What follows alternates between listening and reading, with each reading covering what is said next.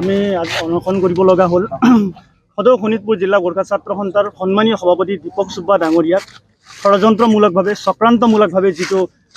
জামুগুৰি থানাই আৰক্ষী চকীয়ে যোৱা ৰাতি 12টা বজাত এজন সন্ত্ৰাসবাদীৰ নিচিনাকৈ তেওঁক এজন জাতিৰ নেতাক তেওঁ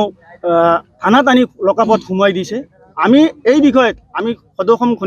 শোণিতপুৰ জিলা গোৰ্খা ছাত্ৰ সন্থাই আমি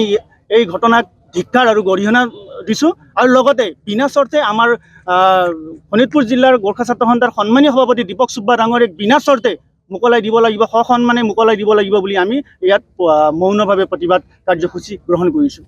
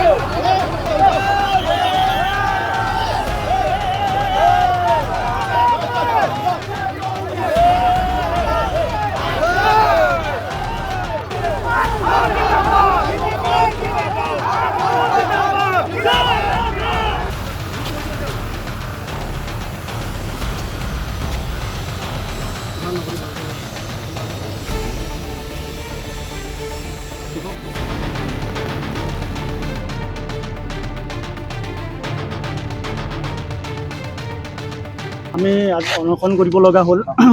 সদৌ শোণিতপুৰ জিলা গোৰ্খা ছাত্ৰ সন্থাৰ সন্মানীয় সভাপতি দীপক চুব্বা ডাঙৰীয়াক ষড়যন্ত্ৰমূলকভাৱে চক্ৰান্তমূলকভাৱে যিটো জামুগুৰি থানাই আৰক্ষী চকীয়ে যোৱা ৰাতি 12টা বজাত এজন সন্ত্ৰাসবাদীৰ নিচিনাকৈ তেওঁক এজন জাতিৰ নেতাক তেওঁ থানাত আনি লকআপত সোমোৱাই দিছে। আমি এই বিষয়ত আমি সদৌ শোণিতপুৰ জিলা গোৰ্খা ছাত্ৰ সন্থাই আমি এই ঘটনাক ধিক্কাৰ আৰু গৰিহণা দিছোঁ আৰু লগতে বিনা চৰ্তে আমাৰ শোণিতপুৰ জিলাৰ গোৰ্খা ছাত্ৰ সন্থাৰ সন্মানীয় সভাপতি দীপক চুব্বা ডাঙৰীয়াক বিনা চৰ্তে মোকলাই দিব লাগিব, সসন্মানে মোকলাই দিব লাগিব বুলি আমি ইয়াত মৌনভাৱে প্ৰতিবাদ কাৰ্যসূচী গ্ৰহণ কৰিছোঁ।